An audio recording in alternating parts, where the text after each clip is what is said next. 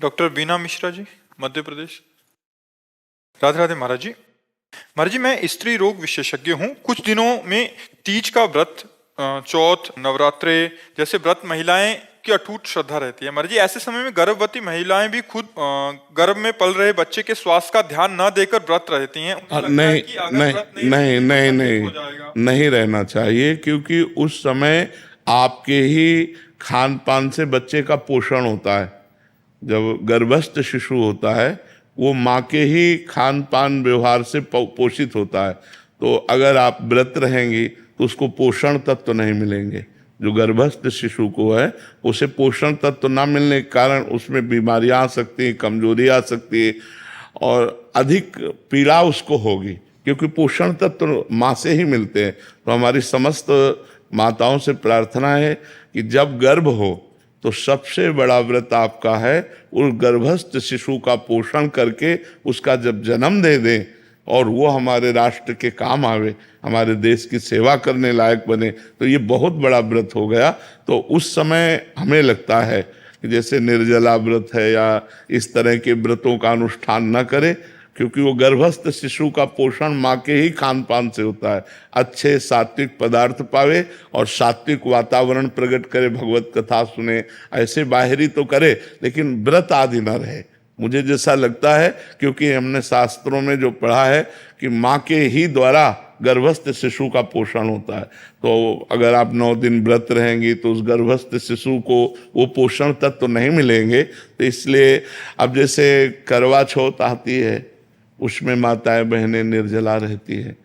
अब गर्भस्थ शिशु को यदि नहीं पोषण तत्व मिलेंगे तो व्याकुल हो जाएगा ना, परेशान हो जाएगा। वो प्रतिक्षण जो नाभि में नली होती है वो माँ के ही उस शारीरिक नसों से जुड़े होती है, जिससे पोषण तत्व उसे जाता रहता है। जैसे नाल कहते हैं ना, नाभि से, हाँ, वो पोषण तत्व जाता रहे। प्रति घंटे जो माँ खाती पीती है उसी से उसका सार तत्व निकल करके उस गर्भस्थ शिशु का पोषण करता है। तो हमें लगता है कि माताओं को बाहरी आराधना करनी चाहिए, जैसे भगवान नाम कीर्तन है, पाठ है, पूजा है, ये सब करे, लेकिन खान पान में अपने लिए तो संयम कर सकते हैं, लेकिन उस गर्भस्थ शिशु के पोषण के लिए जैसे हम औषधि आवश्यक है ऐसे वो भोजन आवश्यक है, पोषण तत्व आवश्यक है उस बच्चे को। तो हमें लगता है उन दिनों व्रत नहीं रहना चाहिए। जी महाराज जी, रेणु साहू जी, ये किसी अन्य का प्रश्न है। कह रहे हैं कि क्या महिलाएं हनुमान जी का व्रत रख सकती हैं? महाराज जी, बहुत सारे लोग कहते हैं कि नहीं रखना चाहिए। यदि आप भगवान मानते हैं तो हम भगवान के सब बच्चे हैं, चाहे स्त्री हो चाहे पुरुष हो, ये शरीर है लेकिन अंश तो हम भगवान के ही हैं। तो हम क्यों नहीं हनुमान जी महाराज की आराधना कर सकते? हम मानते हैं कि प्रगट रूप में जब हनुमान जी के श्री विग्रह पर बंधन वार आदि इन बातों को तो हम, लेकिन वो हमारे भगवान हैं तो हम हनुमान चालीसा पढ़ सकते हैं, हम उनका नाम जप सकते हैं, हम उनकी आराधना कर सकते हैं, हम उनको भोग लगा सकते हैं। हम बंधनवार आदि की बात नहीं कर रहे कि जैसे उनके शरीर के बंधन आदि, क्योंकि उनका एक परम ब्रह्मचारी स्वरूप भी है, परम ब्रह्मचारी स्वरूप है ना। तो इसलिए जो निषेध करने वाले जन है उन उसी ब्रह्मचारी को लेके हैं कि वो पर वो भगवान है, वो कोई मनुष्य थोड़ी है, स्वयं शंभु है, स्वयं शंकर भगवान है कि नहीं, प्रसिद्ध है ना, स्वयं शंकर है, 11वें रुद्र का अवतार है। तो हमें लगता है कि जैसे आराधना तो सब कोई कर सकता है, पर हम बंधनवार आदि के लिए अभी प्रमाण नहीं पाया। अपने हाथ से हनुमान जी के शरीर को छूना या उनके बंधन आदि, ये अभी तक हमें, लेकिन हम अपने भाव से कहते हैं कि हमारे वो भगवान हैं, हम हनुमान चालीसा पढ़ें, हम हनुमान जी का नाम जप करें, हम हनुमान जी के लिए भोग की व्यवस्था करें। ये मान लो घर में हनुमान जी विराजमान तो रसोई बनाकर बढ़िया सुंदर भोग लगावें, ये सब हम हनुमान जी की आराधना कर सकते हैं। लेकिन बंधनवार चढ़ाना आदि ये हमें प्रमाण नहीं मिला, इसलिए हम इस विषय में हाँ नहीं कह सकते। बकाया आराधना तो की जा सकती है क्योंकि वो हमारे भगवान है। महाराज जी, आरती कर सकते हो? हाँ, भोग बनाइए, भोग लगाइए, आरती कीजिए। उनका जो श्रीअंग सेवा है उसके लिए, हाँ, उसके लिए हम नहीं कह सकते, क्योंकि उनका एक परम ब्रह्मचारी स्वरूप है। वो परम ब्रह्मचारी महान। तो कहते भाई हनुमान जी सबके हैं, वो हम भी कह रहे हैं। तो ये शरीर धर्म की मर्यादा है।